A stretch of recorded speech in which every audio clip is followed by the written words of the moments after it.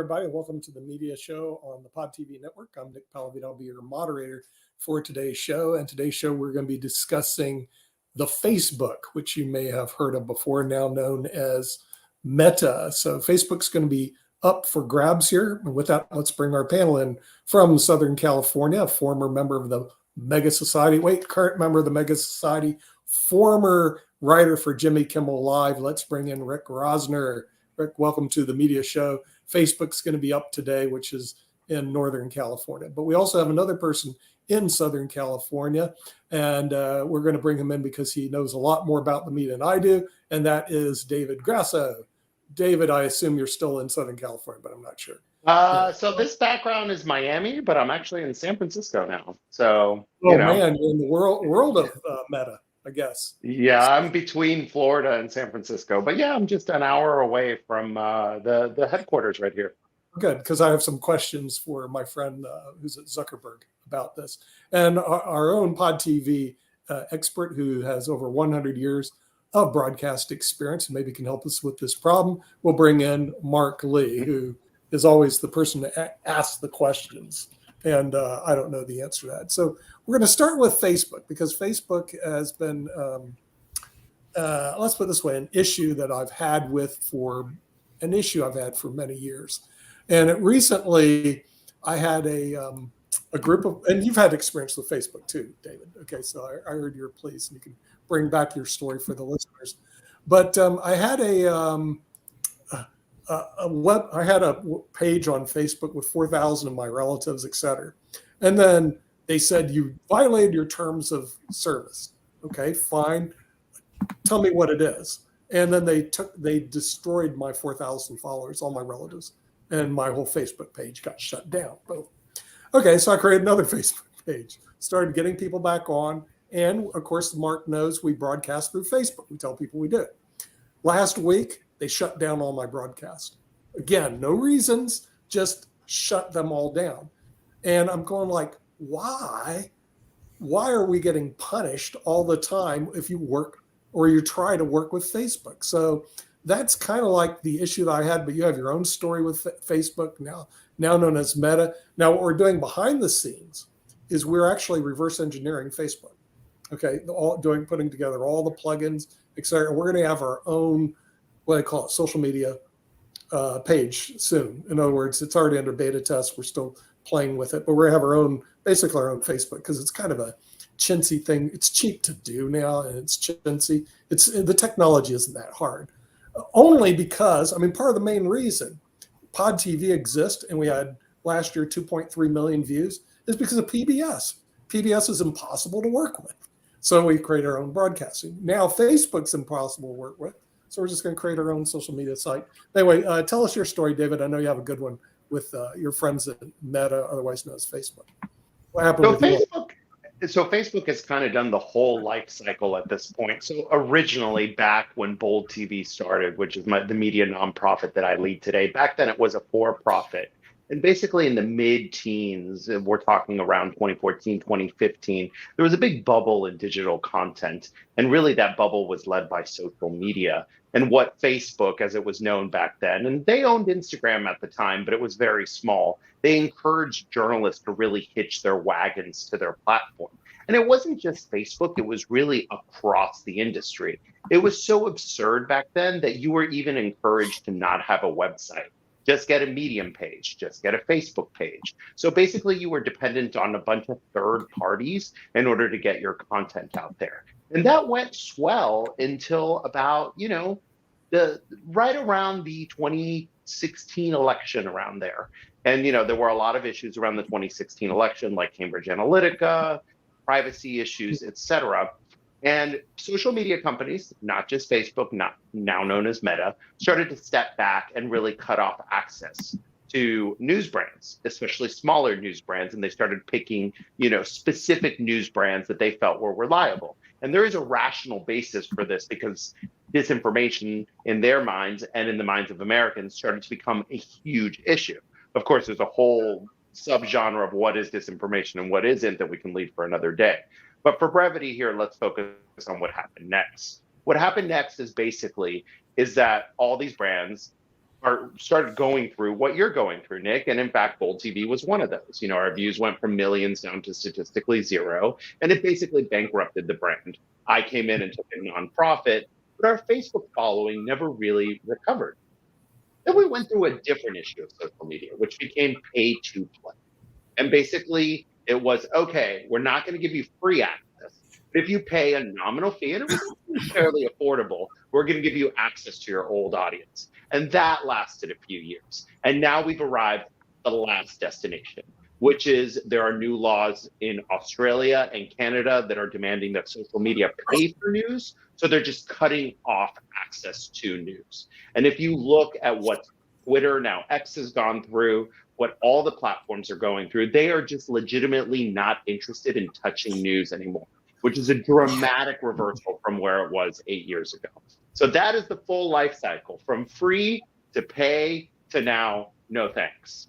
Hey, David, just really quickly, because they're not the only ones that has gone through some changes. The last time you were on, I was talking about Clubhouse, and I know that Clubhouse has gone through all kinds of changes left and right. They've gone from house to they've gone through a number of other things as well. So I was wondering, is this part of the kind of ways that we are seeing with social media that they get you hooked, and then after they get you hooked, they start changing the rules internally? Because I know a number of folks that are still happy on Clubhouse. I still go there on occasion myself, but I do know a lot of folks who are getting frustrated by this whole notion of houses and some of the other things that they have put into place, including some of the things that they've done with their moderators or not done with their moderators. So some of the moderators might need to be put in timeout and all along those lines. But I just wondered your thoughts around this new model and whether that plays into the conversation that is also going on with Facebook. Because I'm thinking that this could be another example of folks seeing the opportunity and then wanting to change the rules midstream. Yeah, so, I'm not the biggest defender of Meta, Facebook, whatever you want to call it, but I think in this instance, I think it's just the least cost avoider and the lowest risk for them. Trafficking in news and opinion is very risky, as Elon Musk is now learning by owning X. And I think this is not on purpose. They're not cutting people off like Pod TV on purpose. It's just kind of what they're legal telling them, and it's strategy for them. And this really hits at the crux of a conversation of what is freedom of speech. And we really have to parse out two issues, right? There should be freedom of speech on these platforms, but there's also freedom of reach. And in the past, what we've learned about these platforms is that they spread outrage. And that's what we really should be talking about, is about freedom of reach and amplifying voices instead of, banning certain people. But here's the problem. There's a very tenuous balance with this, and this isn't even an opinion in a place like Germany, as Elon Musk has been tweeting or Xing lately.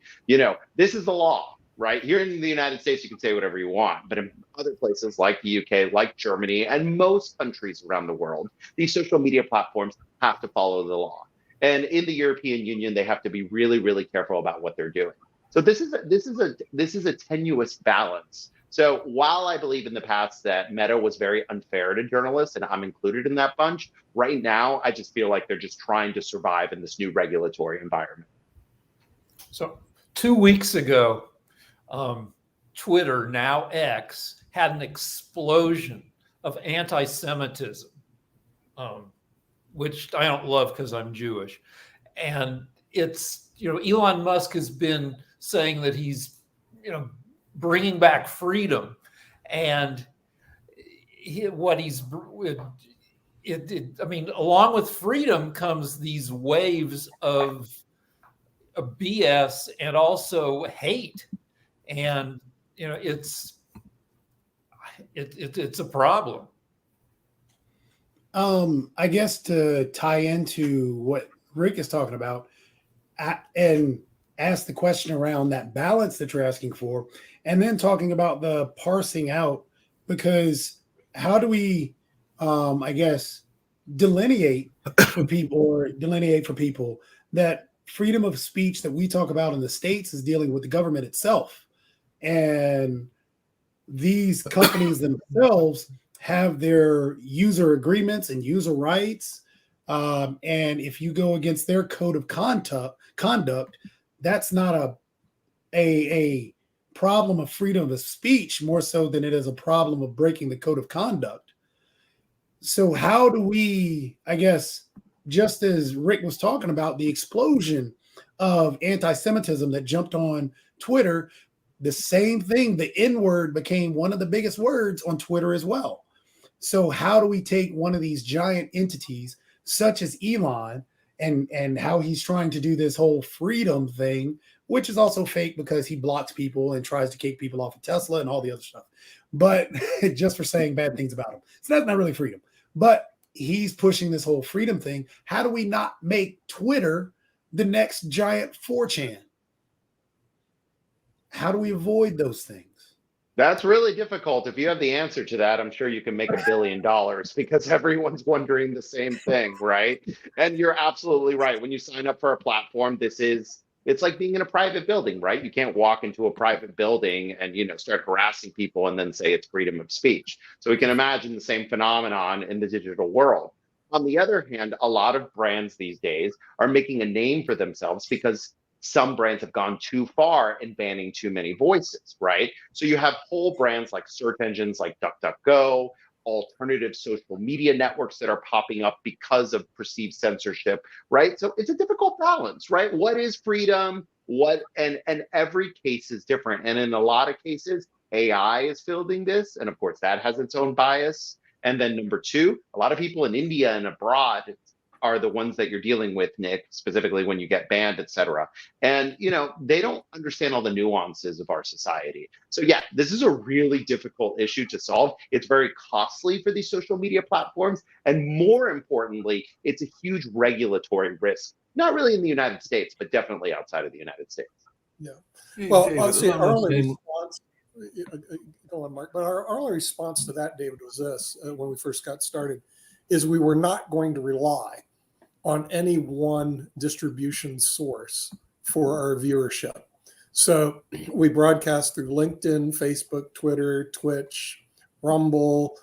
We own our own Roku channel, and we also own our own Roku Live channel, which I found out a lot of people don't know how to do that. So we have an OTT platform and 4 live channels. So we did as multiple distribution sources. So not one can shut us down. If we relied solely on Facebook as a distribution source, we'd be out of business years ago because of how they operate. They do tend to, for whatever reason, kill our programming that goes through Facebook. And I don't know why they do it, but they just do that. But then again, from a legal standpoint, they have a right to do it because, like what you just said, you're on their private property. So we're on their property. We know that. And they can throw us off at any time, which they do.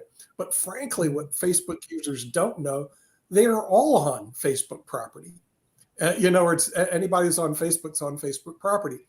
And if Mark doesn't like you, Mark can throw you off the boat at any point in time. And that's just I the like reality. everybody. I like everybody. Yeah, But one of the quick questions I had for the immense amount of power in the media that's concentrated in your new city, David, San Francisco. Headquarters of Twitter, headquarters of Meta. I mean, so when you're seeing a media shift, you're seeing it to your city of San Francisco, where they're controlling they can literally dictate the terms and conditions of this election coming up, whether they know it or not. Yeah, Rick. It's a problem for every social medium because on the one hand, you don't want to censor people.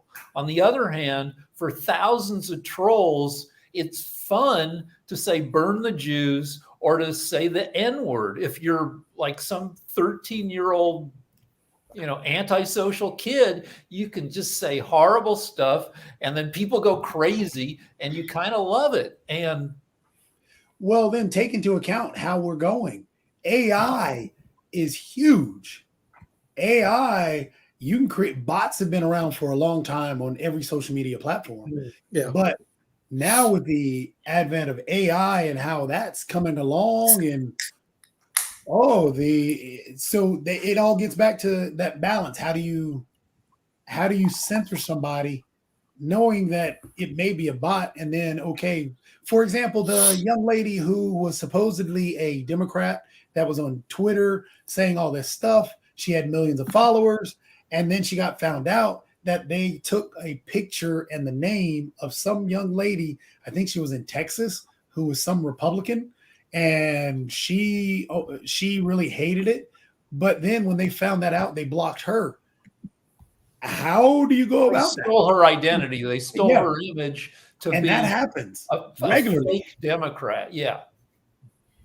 And it's Hey, not David, even. just really, Oh, yeah, go I'm ahead, just Mark. curious, David. Yeah, David, I'm just curious because one of the things that I've seen Facebook grab you for, and all along those lines, and it's a legitimate complaint because folks want to get their just dues and all in that space. So yes, they have taken us off for viewpoints, meaning things that were deemed to be not correct in the sense of COVID views or views on different political views, whether it's around Ukraine, Russia, or a number of other things. But another thing that has gotten folks off the or shows off the air has been, and we try to run a banner that lets folks know that this is not necessarily our music and that it is that we are not using it for any commercial purposes and all along those lines. But I have noticed in the past, watching some old Bolt episodes and everything, that you sometimes would have music incorporated. So how did you get around that? Was it just that banner that we've been running, or what did you do? Because that is what has bumped a few shows that are still on the network, as well as some that have not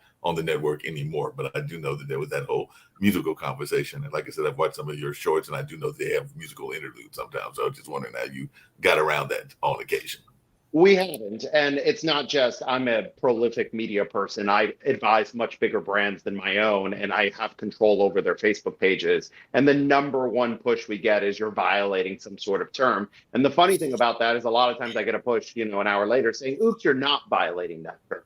So it is the wild, wild west out there, especially as it pertains to using music, footage, et cetera, and copyright. And again, this is a regulatory and legal issue. And I really think that's why Meta is getting tired of accommodating news brands, because it's a nightmare. Even as a small brand that I've been running for 3 or 4 years now, we get sued all the time by trolls for using photos that were allegedly free. The regulatory environment and the legal system is very hostile to media startups, as you're learning, Nick, and everyone in this room is learning.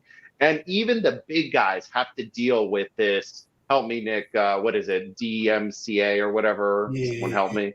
Yeah, where you rip off music allegedly. And a lot of times, Right. the music we use, the photos we use, we have best practices around content creation. We do not purposefully rip off anything. We go through the whole process, and then a year later, as Mark is mentioning, it's like, oh, wait, yeah, this is wrong. So we're going to mute your video. And your video essentially becomes useless. Yeah. And What we've a lot done of- for the most part, David, is we don't run music and we don't run any other content except our speakers content. So, and that kind of like eliminates it. Now, in some respects, well, then your videos aren't that good, your shows aren't that good. Well, too bad. We're not going to run music. I don't know. Toby does Gamers Den, but I don't know. That actually in the gaming world that gets hit a Den? lot, just because in the background of different video games. Take for instance, a lot of NBA 2K24 just dropped. That has a lot of big time stars, rap artists to pop artists that put their music on there. And a lot of the streamers, as soon as they go online with that game, luckily some of the gaming companies have caught on and said that there's a streaming mode, but even still, not a lot of games have that streaming mode on there. So a lot of these gamers end up with getting hit by Twitch, Facebook, all the companies muted. Like I had played a game called Alan Wake. Alan Wake is a beautiful game. You wouldn't think that would get hit, but it has some old-timey music in the background because it's a noir style game, and and I didn't realize that it was there. But during the breaks going to the next chapter of the actual game, yeah, it gets muted, I get hit, and then that video is stuck there just silent for people, and they don't understand what's going on. But yeah, in the gaming world, it's big. Twitch, when that came out, that took a lot. There were tons of streamers that got hit with this, where their old catalogs that they had saved for years, and they were videos on demand, and that's how they were making their money. I mean, you're talking about streamers that had millions of followers that were making millions of dollars, lost their whole back catalog in an instant, because once that lawsuit started coming through, Yeah, it was bad.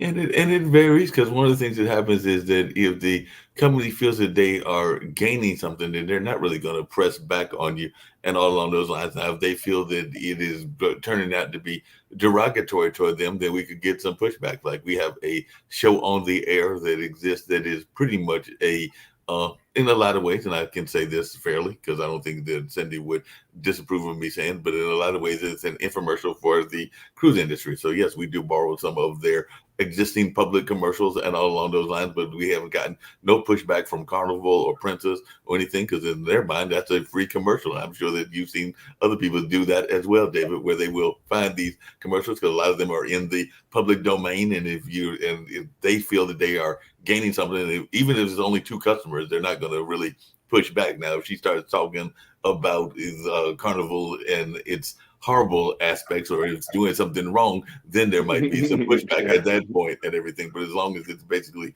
amounting to an infomercial for them, then there's not really going to be much pushback, because it's just showing where they are going, where the trips are, and the benefits of the industry and everything. I think So we the have to one hit problem very- is Say how what? fast. Sorry, go ahead, Rick, please. All right. So one problem is how fast everything has to happen. You got to get your product to market. You got to get your social medium to market.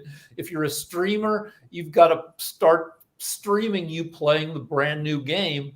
And the problems, it's like jumping into bed with somebody, and then you start meeting their family. You jump into bed with Twitter, and then you find out that their family that consists of a bunch of anti-Semites and people who love to say the N-word. It's people have Facebook, unsustainable business model. The writer Cory Doctorow calls it "enshittification," where you invite everybody in, 1 billion people jump onto Facebook, and then Facebook's like, oh, okay, we've got these problems, and we have to start addressing them, and the new limitations are unsatisfactory. You were going to say something, David, about the very... Yeah, I think and this isn't just about the media. I think we need to discuss this because it's very important. I just bought a Pixel Fold. It's a $1,700 Google phone. And one of the insane things about Google when you buy a phone through Apple is number for support. And I think that's the problem with social media. Unless you're a big spender on social media, you don't have anyone to call. If you have a dispute with Twitch, which is owned by Amazon, Twitter, which is now owned by Elon Musk, who the hell do you call? And I think that's been kind of a small silent revolution that people my age think it's normal. But if you go back 25 years ago, if you could imagine, spending $10,000 a month on a platform and not being able to call anyone when something goes terribly wrong, that's a big deal.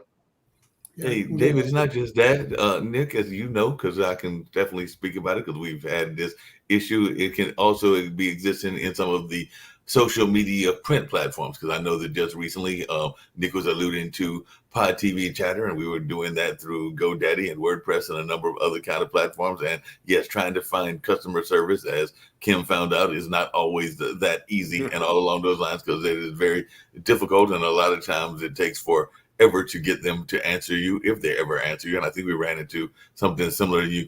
You can correct me if I'm wrong, with even Roku itself, Nick. So I think that we've run into times where it is difficult to find the customer service people to actually address the issues and all along those lines. But that's definitely something that I have heard people say a number of times.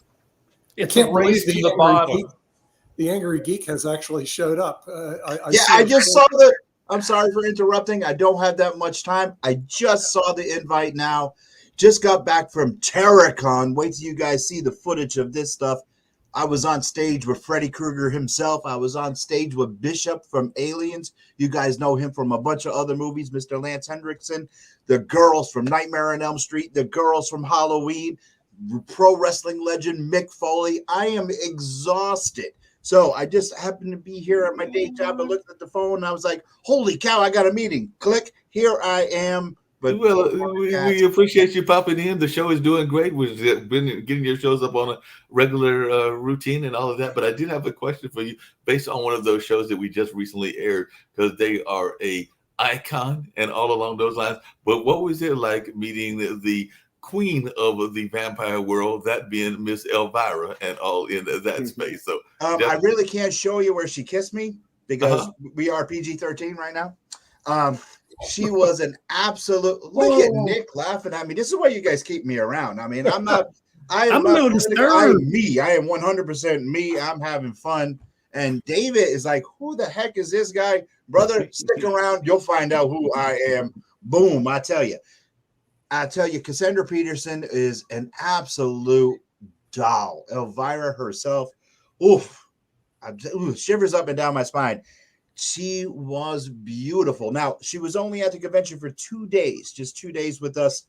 But the time I got to spend with her is unbelievable. Hopefully, I get to see her again in just a couple weeks. I'll be back on the road at Rhode Island Comic Con.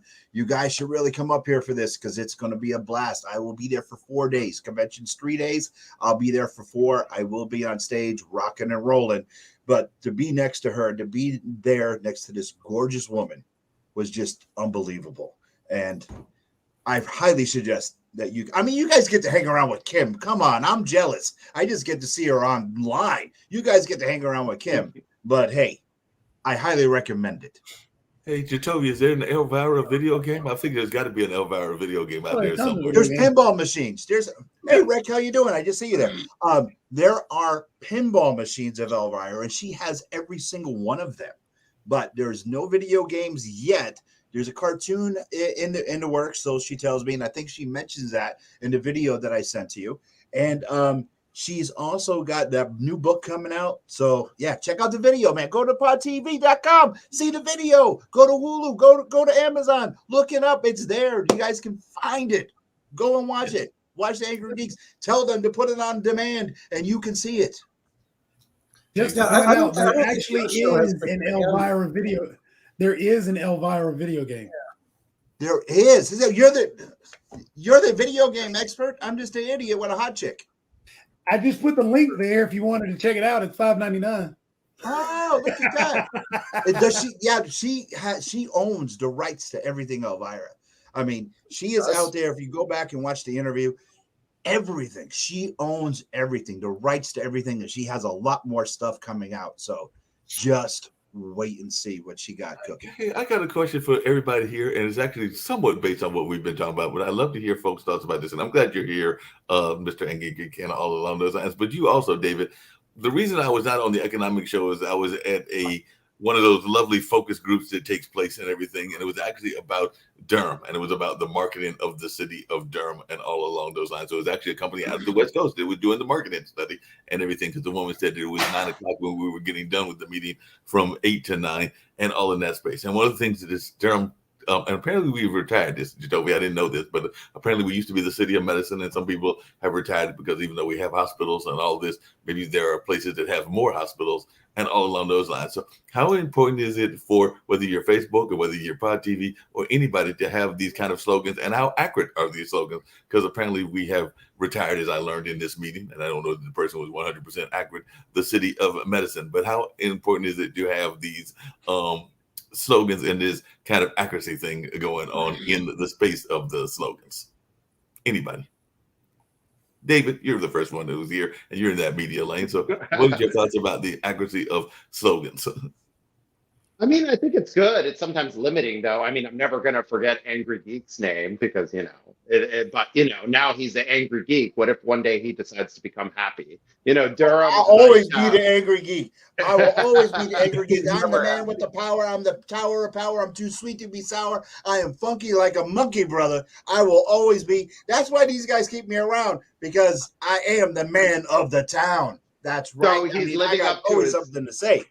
He's living I up to his wined and name. dined with kings and queens, but I ate pork and beans in back alleys, brother. I will always be the Angry Geek. Okay, He hasn't great been lyrics. banned. And with that, I gotta go. I gotta go to make sure people are working here in the shop. I love you all. Nick, I gotta get you on the show. Mark, the girls miss you. Rick, it's always good to see you. And Mr. McDuffie, I gotta be back on your show, brother, and I gotta go. But All right. I'm We'll sorry see for you, Ricky Mr. Mayhem, but that's what I do. David, great to meet you. See ya. Bye-bye. So I think we Bye, live in Toby. an era now where we have a presidential candidate named Vivek Ramaswamy. So, we live in an era where, you can have a complex ethnic name, things are easier to remember. It's really easy to remember when someone's name is John Smith or Juan Garcia. right? And it's really easy to remember now. You told me City of Medicine, but there's drawbacks to that, right? A lot of times back in the day, news anchors had fake names. In fact, a lot of the people you still see on TV, that's not their name. You'd be shocked. It's probably about 10 to 20% of people you see on camera. So fortunately, I have an easy enough last name where I didn't have to change it. But yeah, it's hard, right? Like if you call Durham the City of Medicine, are you negating the fact that, Duke is there? Is it a city of education? It's also the research triangle. Isn't it the city of research? So I think it's a complex issue. Any You thoughts, see in Toby? politics, Republicans are better at branding. In the previous hour, we talked about the estate tax. The Republicans rebranded it as the death tax and used that to defeat it. They branded Joe Biden as Sleepy Joe. You need people that only have the bandwidth now for 2 words. So if you can come up with a 2-word slogan, or 3 if they're really short, like Nike's "Just Do It," but it's got to be short. Mhm. Yeah. Well, it's- apparently we learned Nick. Apparently we learned we're changing the name of our anchor. Speaking to what David just said, because as we learned on World Edition earlier today, Steve Rao is actually not Steve Rao. He's actually Sandeep, and he goes by Deep. So apparently we're going to call him Deep. So it's going to be the World Edition by Deep Rao instead of Steve Rao, even though everybody has known him as Steve Rao for all of this time. You're making this overly complicated, but I think that what Rick said is true. You have to realize the dumbing down of America is a real phenomenon. People can only handle short phrases and sophomoric ideas. So hence you have this thing, "Make America Great Again," and people can hang their shirt onto that because that's about as much as they can remember or even think about. So. These slogans do make a difference in politics. They make a difference in commercials. I mean, it's just the way it is. And sophomoric arguments tend to win, certainly in politics. Otherwise, you wouldn't see Trump leading in the polls. Because I made a list over the weekend of the reasons that America's getting dumber. You got 25 million people with long COVID, which can affect your brain. You got metabolic syndrome. You have the aging of America. And I ran this list by my wife, and she said, well, don't forget PTSD from just the last few years. But about a third of the nation is, maybe has propaganda, social media. 100 million Americans are under forces that kind of make their thinking worse. But to that point and everything, David, you're over there in California. I know you are, Rick, as well. But wasn't there a whole popular genre of a type of movie, a type of horror movie? And there are some people out there that would argue, to your point, Rick, that we may be living in that era, because there are a number of folks that will say that we are living in the era of zombies, that there are a number of walking zombies out there right now and all in that space. It's a fear of other people being stupid and you being victimized by other people's stupidity. Yeah. And zombies are we've so much zombie product. Yeah. They've got another Walking Dead series coming out in the next few months. Just to point out, the best zombie movie or a movie that deals with zombies or a show that deals with zombies, but they're not actually even called zombies, they're called infected, is The Last of Us. They did it the best way and the most realistic way. Yep, The Last of Us definitely did that and everything. And by the way, Jacoby, quick question for you, because can a slogan be one that can backfire on you? Because there was a very popular event. I said earlier today that I thought it was 8 years. It might have been even 10 years ago. But here in Durham, speaking of Durham once again, we had this event called Marry Durham. There were some people that took offense at that because they were like, one, how are you going to marry an entire city? Two, you got a minister administering the whole thing. And I do know that some of the religious people were upset about it, even though ironically it got imported. And I think there was even a Marry Durham or a Marry Seattle, and there were a couple of other cities out west. They liked the idea so much that they co-opted it and borrowed it from us. I think Portland might have done one, and there were a couple of other ones as well. So can some of these slogans be taken in an offense, even though they're not intended to be offensive, just because people are sitting there going like, you can't marry Durham. That's like religiously immoral. I mean, we're in a bumper sticker mentality. Nick is right. I mean, the simpler the better. It sells, and yeah, you can have people get mad at one slogan, but then you have people championing that slogan. Right. I mean, people can, if it's easy, people are going to fall for it. The Big Apple. nuance New and York everything named else. itself the Big Apple during one of the most wretched times in New York's history. You know, when it was all crack filled and a zillion vacant buildings and just dirty. And, you know, nobody questions the Big Apple. Yeah, No. I mean, I think So- and it can bring it. It can actually bring positive vibes So- if you have the right slogan. I mean, "Make America Great Again" was a great idea, and he was able to make the presidency of it. And as one of our commentators say on our political show, which is Tuesdays and Thursdays at 5:00 on the Pod TV network, putting a plug in the political show, that he goes, "Trump's going to win again." And he might be right, and so you have So- to get ready now for it. Speaking of the dumbing presidents. down, speaking of the dumbing down of America, I mean it's leading that way towards Idiocracy, the great movie of the past. But this right here is our new president coming. President Camacho on why he's running in 2020. Foe. Yeah. Is that you, Jacoby? What's up, America? Yeah, you beautiful motherfuckers. Thank you for coming. Thank Oh you. man, where did you get Thank this you. from?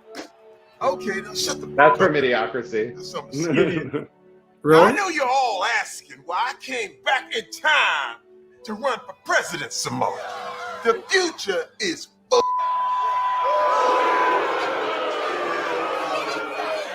And nobody knows what to do about it. It's okay though. I got a plan. Camacho's got you. I'm running for president some more in 2024.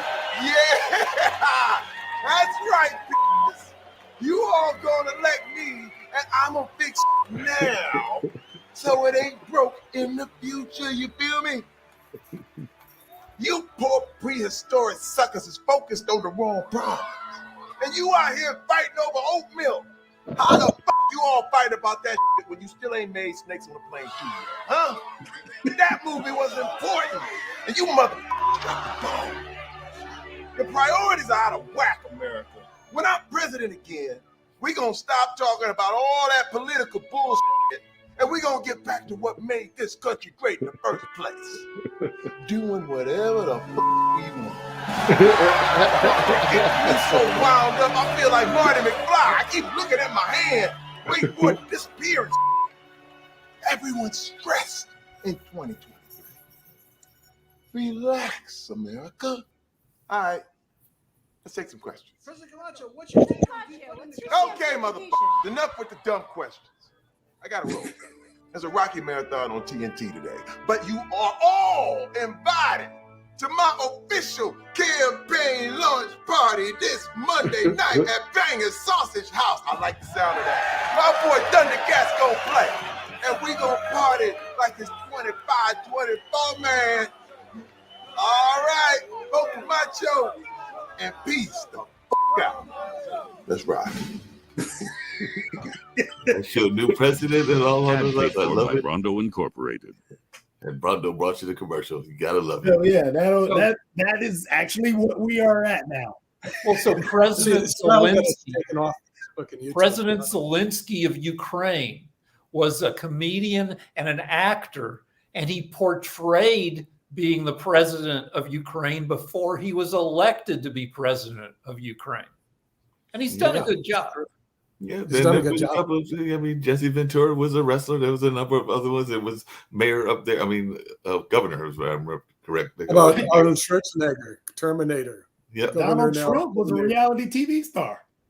totally. That's I mean, true. but a Reality question TV. for you, David. Well, a couple of things. Well, I'll get to the other one first. But there was a candidate that came from a city that you know very dearly. I think he started to run, then he dropped off. Since we talk about politics briefly here on the media show, what the heck happened to Frank Flores? And did you think he had a chance whatsoever? Because it was like the world's fastest campaign that I've ever seen. Because, like I said, he popped over there and said, "Yes, I was the mayor of Miami. I'm going to be the president." And next thing I turned around, he's like dropping off and everything. So what happened? So I have a bias here. They're family friends of ours. So Francis Suarez is the mayor of Miami, and he ran a very short-lived presidential campaign. He raised money in a very exotic way, where if you gave $1, they give you a $25 gift certificate back. You know, the man is clearly very gifted. He speaks very well. I think he was a little bit ahead of himself, and his campaign fizzled out quickly. But, you know, a lot of times in this environment, you have to run a few times before you actually, you know, get on the radar. So he went to Iowa, you know, he did a little bit, but, you know, as much as positive PR is coming out of Miami, there are a lot of issues. I remain a Florida resident. I spend a lot of my time over there. And despite this narrative you hear about free Florida and our economy booming and whatnot, it's actually, if I had to say it, and this is going to sound crazy, Florida has a lot of the same problems that California does. So maybe that will make everyone's head blow up, but we have lacking affordable housing, we have infrastructure issues, we have, you know, natural disaster readiness issues, et cetera. And we seem to be lost in the culture war. And unfortunately, Francis Suarez didn't stick out because, you know, if you talk to people in Miami right now, rents have risen about 50% in recent years. And that's really what's top of mind, not really, you know, that hedge funds are now on Brickell. We don't really care. We really are bread and butter people. You know, most of us are foreign extraction. We're the second most foreign city in the world in Miami after Toronto. So we came to chase a dream, and now we're getting priced out. Hey, just really quickly, and I did see your hand raised, Rick. But if you were to, that was like the opposite Chamber of Commerce for Miami. But if you were to play Chamber of Commerce for Miami and for San Francisco, what would you say are their beneficial things in those cities and everything? So, like I said, you did the opposite Chamber of Commerce. But what would be the positive Chamber of Commerce statement for your two cities? Well, it depends on what age group you're in. If you're a baby boomer, like there is no better place than Florida, talking about asset protection, talking about a great place for quality of life, great weather, recreational opportunities, connections to places in the Northeast, et cetera. Miami is like the capital culturally and economically of Florida, and it's a great place to be once you've already made money. On the other hand, Miami is not an appropriate place for a technology firm, for a financial firm, et cetera. And people are learning that the hard way. Elon Musk learned that the hard way when he tried to relocate all his engineers to Austin, Texas. Texas, also a place I've lived, I like very much. No offense, Texas, but you are not the Bay Area.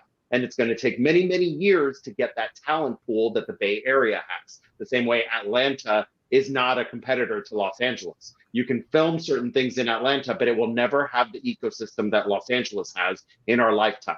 So you have to really be realistic when you are a business and relocating your headquarters, as we read about it, because it's not as easy as it looks. Miami's slogan: "You're going to see a lot of butts. We wear nothing but thong bikinis." Hey, that's our culture, Rick. You're attacking my culture. Hey, Agent Chovy, along those same lines, I said I was in that meeting, and by the way, I did mention the esports and the esports imports and everything. But if you were going to play Chamber of Commerce for the city of Durham, how would you say it was the assets and all along those lines? Play. What do you mean? Like you're going to give the positive aspects of Durham.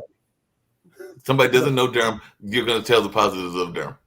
Oh, there's a lot of positives of Durham. Durham is the forgotten one. Durham is the hidden child that nobody really talks about. Everybody, well, they only talks bad about, but doesn't really live there. So Durham has, in terms of food, the different unique food choices and the amazing chefs that are here. Music wise, Durham is a very, very small New Orleans or very, very small New York base where you have all different types of music from rap to jazz, musicians that come out of here. We haven't hit the theatrical base. We've hit the sports base. We are the sports capital right now of basketball. That's left out of the New York area because we still have Carolina and Duke, even though they're on down years. So you still got the basketball capital. We don't really have football. NC State's the best football. NC State doesn't have quarterback, but Carolina and Duke are coming on board. They have a better football program. In terms of baseball, we are the #1 town for baseball in North Carolina because of the Bulls. And we have a lot of stuff to offer. Because Let me do Los Angeles. Los Angeles, the sun always shines, and you're going to get to make out with a celebrity. You'll meet them at the CVS, and then off you go. I mean, I'll be out there actually by you, Rick, at the beginning of October. We're going to visit my sister out there. So drop me a thing, and we'll go out. Yeah, I'll hit you up because He'll introduce you to a my wife's out celebrity. there. He'll introduce you to celebrity Toby. Or I'll So, take you David, to the CVS where you might see. David, what prompted you to San Francisco? I mean, what's the deal in San Francisco? Well, you're going to love this story. And in fact, I've been waiting for someone to ask me. So basically, my husband and I were upwardly mobile. We do remote work. We can kind of live anywhere. It was kind of time to go back to Florida because that's where I'm from and that's where I really prefer living. And we really looked at the options there. And San Francisco's a bargain right now. All that negative PR around what's going on here. We got a great deal on an apartment. They take security very seriously here. I feel safe here. There's a perimeter, the security guards, the cops show up in 2 minutes because, a lot of times the narrative is behind reality. And right now the pricing for real estate here is very depressed. So it's very affordable and you'll never hear that again, right? So this is a very unique era. I have room here for my home studio that I did not have in Los Angeles or in Miami for that matter. And we're experimenting with it. I'm trying to relocate here permanently early next year, but it's affordable, it's walkable, there's lots of work, and there's lots of people my age and lots of culture.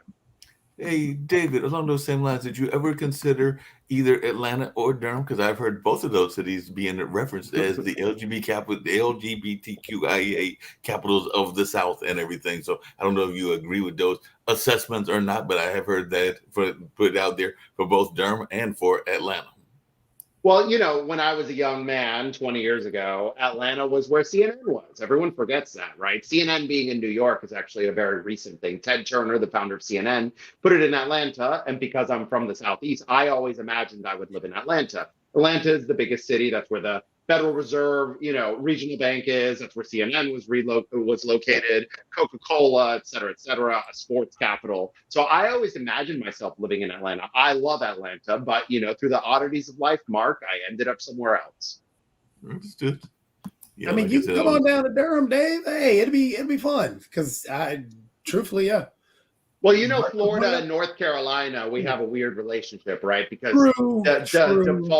the default vacation for North Carolinians or Floridians is to go to your state, right? So how many times around you? And then we all have this weird resident exchange. Have you guys ever noticed when someone leaves Florida, they go to North Carolina? And when someone leaves North Carolina, they go to Florida, like Nick? It's wild. It is wild. The other thing is that ironically, those two states were in, until we got into this whole notion, this comes back to media, of government not supporting a very important part of the media, which is tax credits. Both North Carolina and ironically Florida, but more ironically North Carolina, were fighting for third or fourth for the film industry because it was going to be Los Angeles first, New York second, and then it was like a battle between Florida and North Carolina. And then, of course, with Tyler and several others, Georgia kind of like pushed both folks out of the picture, and then New Orleans joined the fray, and a number of others joined the fray. And part of that was because of those lovely tax credits that we decided to get rid of and everything. So there's not as much of a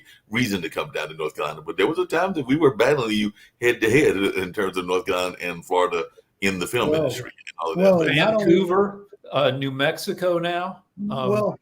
In the film industry and in the tech industry, because at one point RTP was rivaling Silicon Valley. Right. But then RTP, that bubble burst, and then the RTP caved, and then the supermajority hit in North Carolina. What was it? About 8 years ago, and that's really what started really attacking the film industry. Because even now they're still trying to battle. Oh, why do we need it? Yeah, well, right now in Florida, we're seeing everything go backwards too. The biggest development, because I focus on this, is that Disney was basically going to move part of its headquarters from Burbank, California to Orlando, Florida, around the corner from a house that I used to own. Unfortunately, I sold that. And they've actually backtracked because of that whole war with DeSantis. And no matter what you think about that, I don't really care to go into that. Like, it's devastating. Those were 1,000 high-paid jobs. And if you know anything about Florida, we are not the Research Triangle. Okay, even, people say, oh, it's the South or whatever. No, Florida's extra special for our lack of job quality. So when a company, a Fortune 50 company like Disney, decides not to move 1,000 high-paying jobs to the region, it's super devastating. Yep. Hey, just really quickly, and this is for you, Rick. One of the other things I would come back to labeling and everything, because like I said, that conference or that little thing that I was part of, the focus group, was quite interesting because there was a gentleman there that was talking about how Durham historically had this notion of being kind of a gritty and weird town and everything. So I just wondered, is that something that towns should focus themselves on? Because Durham had this reputation. There was other cities. I think Seattle was one. There were a number of other cities that kind of prided themselves on their weirdness. They kind of like got a little bit of a All right, kick so of being- there are Baltimore, Detroit. If you combine grittiness plus tax credits, you will get productions going there. The last season of Justified was in Detroit. So yeah, sure. If you've got a rough city, then get your legislature to give a 40% tax credit to people who come in. Albuquerque. I grew up partially in Albuquerque, wretched town. But now just paradise for productions because tax credits. A generation of us only know Baltimore for one of the greatest TV series to ever come out, The Wire. Yep, that's very true and everything. But you tell me, what is your take on that? Because like I said, when it was actually Costa, I think it was the name that the person that brought it up and everything. But he was definitely priding our kind of having this gritty kind of flavor, this what kind of weird flavor and everything. So, and I know that you've definitely done some great work with the Bulls, and the Bulls even play into that weirdness to some degree. So, I don't think for Durham itself, it's not like a weird flavor or talking about a weird flavor. It's about a uniqueness and a family, a family unit and a community of one. And that's what all Durham tries to thrive on, because that is, for example, in the baseball community, growing up, the Bulls was the center of town, and it still is now. There's still areas within Durham that, that we rally around food stuff. With Saltbox, which is one of the nationally known restaurants coming out of Durham. I mean, it's not a national chain or anything, but it's just a Durham restaurant where a gentleman really is the man is a genius in working, being a chef. The music, that's why Big Daddy Kane had his uncle in my neighborhood, and that's why he came through the neighborhood all the time. You still have Ninth Wonder who camps out here. You still have the Marcellus brothers who teach at Central. You still have is it Play from Kid and Play who also teaches at Central as well. He's an adjunct professor or something. So you have David you have get a all kick out of this. David would get a kick out of this. There was a major hip hop artist, and he moved here to the South. He originally moved to Henderson, which is one of our rural towns, and I think he's now here in the what we call the Research Triangle Park. But Terminator X actually moved down here, and part of the reason he moved down here, Right. David, is because he wanted to raise ostriches. So he literally moved from New York down here to start an ostrich farm, and all along those lines. So people don't think about ostriches in the middle of North Carolina, but apparently we have ostriches, and he wanted to raise an ostrich farm. And then the same gentleman the same architect who helped build the African American Heritage Museum, based out of Durham. He passed away, but yeah, based out of Durham. Then you have, you just got a lot of stuff, and Durham was all about, hey, trying to be that larger, that growing town that still wants to stay small, in the mindset that, hey, we know each other and trying to work with each other. So it's that was our infomercial for Durham, North Carolina. For people who don't know, Since we're doing infomercials, I do need to let Toby give an infomercial for the Durham Bulls, who are apparently in first place and might be making it to the championship, even though they've only got a 2-game lead, and I think there's 6 games to go, and they're all away games. So we need y'all to hold on and win those games, or at least win most of them. Yeah, we should be able to take it home. Go ahead, In Rick. general, there's going to be a diaspora of the entertainment industry. LA is going to get more and more wretched to live in, and people in entertainment are spoiled babies, and they won't want to live in a place that has like 50, 100-degree plus days a year. So, and with telecommuting, with everything, when you look at a Marvel movie, 10,000 people worked on it, and in probably 50 different countries. Right. And that's going to continue. So lot of business will move up to Vancouver, any place that gives tax credit. If I were Oklahoma, I would start offering tax credits because you can buy a 5-bedroom house in Oklahoma for $120,000. And so, if, cheap real estate, tax credits, studios will set up shop wherever they want. Hey, Rick, I saw And something, that's Rick, one I know reason we're people winding are down, but I moving did see out of something San scary Francisco. really quickly, because I know we're winding down, but I did see something really scary, Rick, and everything, because usually when you look at the blue industry, they're mostly folks in their teens and 20s and everything, and I did see that there were some stars in that industry that are in their 50s and their 60s, and I'm going like, I don't know if you want to be hanging out with people in that age range, but you worked in the industry, in the strip industry and everything, so maybe some of your cohorts are still in the game and everything. So are there still some folks that are stripping in their 50s and 60s?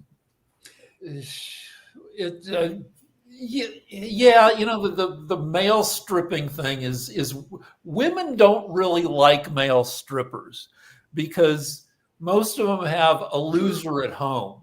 Like guys can walk into a strip joint and see an 18-year-old girl stripping and be like, oh, well, I could take care of her.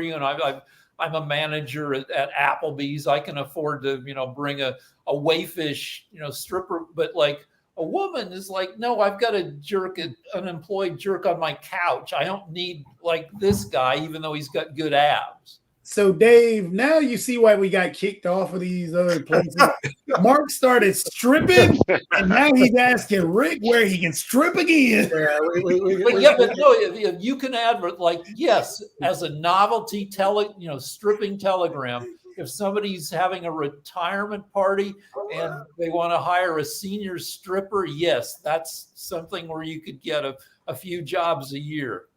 We got kicked off all the best media platforms. And with that, we're going to end the media show. Thanks to our viewers in the United States of America and, of course, around the world, and especially Brazil. And we'll see you next week on the media show. Until then, have a good week. Bye-bye.